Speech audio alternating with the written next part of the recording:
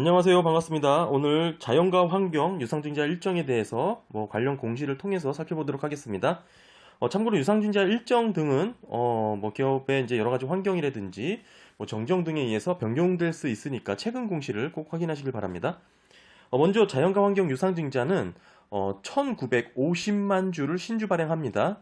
지금 상당히 많은 주식을 풀고 있죠. 따라서 지금 아무래도 주가가 너무 많이 풀리다 보니까 주가의 흐름이 좋지가 않습니다. 이렇게 유상증자의 이제 자금을 결국엔 시설자금 98억, 운영자금 88억 원, 채무사강 99억 원 등에 이렇게 사용할 계획이고요.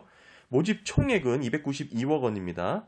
방식은 주주 배정 후 실권주 일반 공모고요.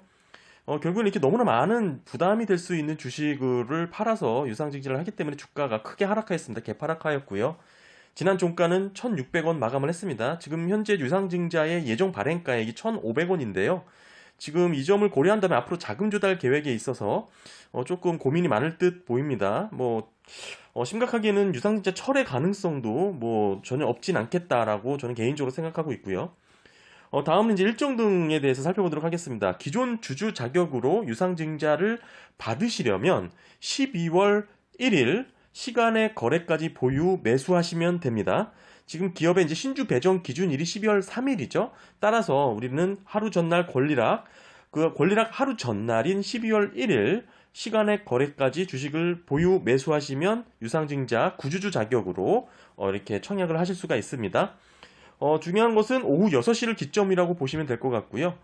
지금 12월 2일 권리락일부터는 보유하신 주식을 전량 매도하셔도 상관없고요. 매도하셔도 유상증자 구주주 자격은 유지가 됩니다. 즉 신주 인수권을 받을 수 있습니다. 단 12월 2일부터는 권리락 기준주가로 인해서 주가가 하락하여 거래가 되죠. 얼마나 하락이 되는지 계산해 보고 싶은 분들은 이 위의 영상을 참고하시면 될 것 같고요. 구주주 자격으로 몇 주를 청약할 수 있는지 살펴보도록 하겠습니다. 한 주당 배정 비율이 0.315 등등 있거든요. 따라서 기존 100주를 보유하고 계셨다면 31주의 신주 인수권을 받게 되고요. 1주 미만은 절사합니다. 따라서 31주를 청약할 수 있는데 초과 청약도 가능합니다.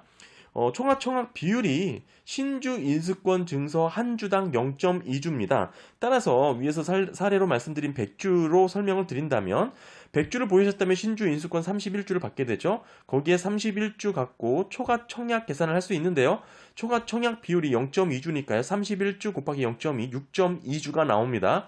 따라서 종합해서 청약할 수 있는 주식수는 31주 플러스 6.2주는 37.2주죠. 그러니까 단수주는 절사하니까요. 37주를 청약할 수 있습니다. 따라서 청약할 수 있는 총 37주고요. 모두 이 37주를 받는다는 뜻은 아닙니다. 구주주 자격으로 청약을 받을 수 있는 권리는 31주가 있고요. 나머지 6주는 초과 청약 부분에 의해서 실권주 또는 단수주 발생분에 의해서 배정을 받을 수도 있습니다. 청약을 넣을 수 있는 최대 주식수가 37주라는 것을 이해하시면 좋을 것 같고요. 구주주는 자격이 되지만 유상증자에 참여하고 싶지 않는 분들은 꼭 신주 인수권을 매도하셔야 됩니다. 위 권리락 기준주가 계산식을 보셨다면 아시겠지만 유상증자를 하게 되면 권리락 일에 주가가 하락하여 거래가 됩니다. 기존 주주들에게는 하락한 만큼 손해가 있겠죠. 따라서 구주주들이 받게 되는 신주 인수권을 적극적으로 활용하셔야 됩니다. 만약에 유상증자에 참여하지 않겠다고 하신다면 신주 인수권 상장일이죠. 12월 21일부터 5거래일 동안 매도하셔서 이 주가 하락에 따른 손실분을 만회하셔야 됩니다. 신주 인수권은 12월 21일 상장일에 보유하신 계좌에 R이라는 이름으로 이렇게 생기게 되고요. 구주주 자격으로 유상증자 권리락 이전의 주식을 보유하신 분들에게만 생깁니다. 따라서 거래일에 어렵지 않게 주식 매도하시듯 거래하실 수가 있고요. 단 구주주 자격으로 유상증자에 참여하겠다고 하시는 분들은 이 신주 인수권 거래일에 매도하지 말아야 됩니다. 매도하지 말고 보유하고 계셔야 신주 인수권이 있어야 22년 1월 5일 구주주 청약일에 유상증자를 할 수 있습니다. 유상증자 청약 시에는 계좌에 현금, 청약 증거금이 100% 있어야 하고요. 일반 주식 매수하듯이 청약하실 수 있습니다. 사용하시는 HTML, MS에서 유상증자 청약 검색하시고 진행하시면 됩니다. 그렇다면 신주 인수권 가격은 어떻게 결정될까 알아보겠습니다. 신주 인수권 가격 플러스 유상증자 확정 발행가액은 곧 자연과 환경의 주가가 되겠죠. 따라서 신주 인수 가격 플러스 유상증자 확정 발행가액이 현재 본주 자연과 환경의 주가 가격보다 낮다면 신주 인수권을 사려는 수요가 많아지겠죠.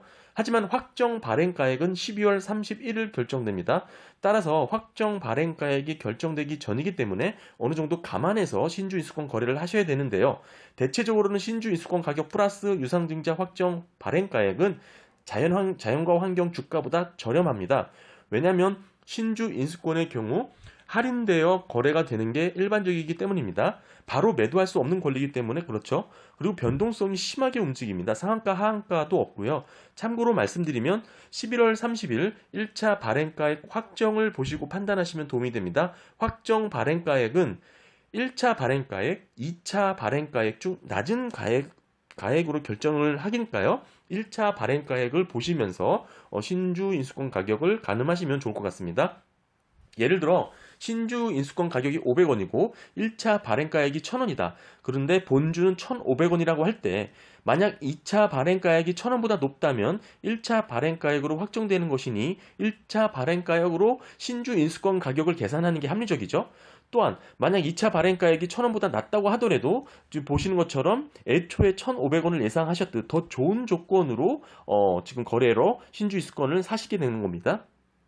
기존 주주들의 초과 청약으로도 신규 발행 주식을 처리하지 못하게 된다면, 즉 실권주가 생기게 된다면 일반 공모 청약이 진행되는데요. 대표 주관사는 유진투자증권이죠.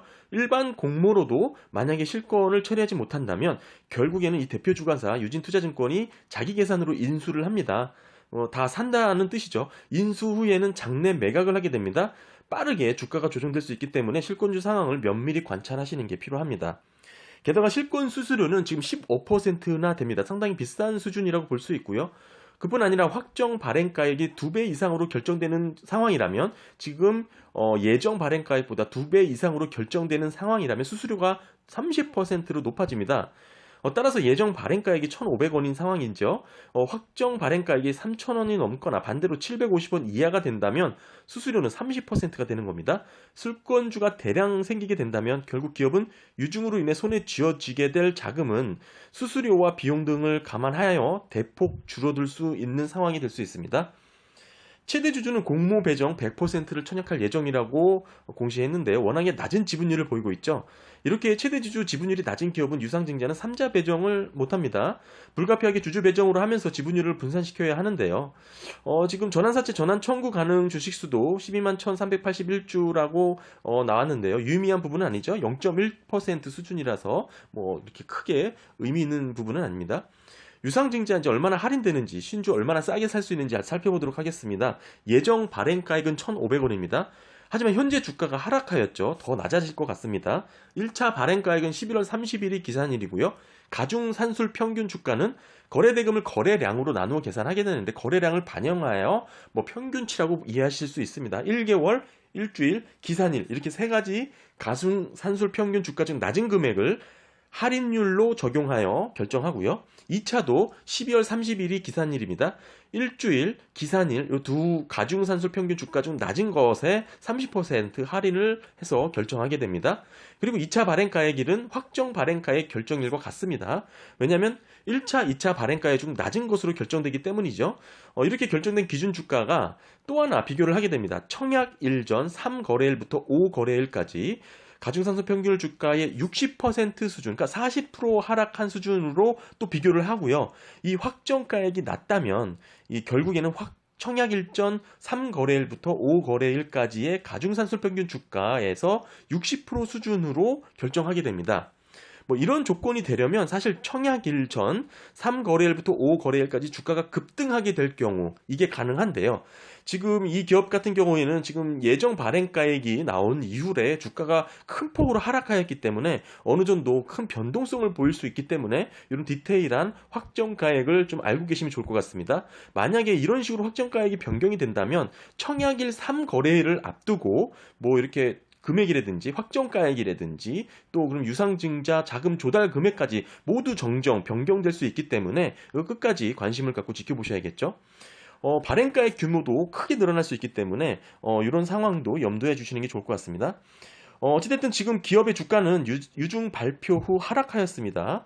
유상증자 일정 등은 수시로 변동될 가능성이 높기 때문에 최근 공시를 확인하시면서 대응하시면 좋을 것 같습니다. 오늘 간단하게 자연과 환경, 유상증자 일정에 대해서 살펴봤습니다. 감사합니다.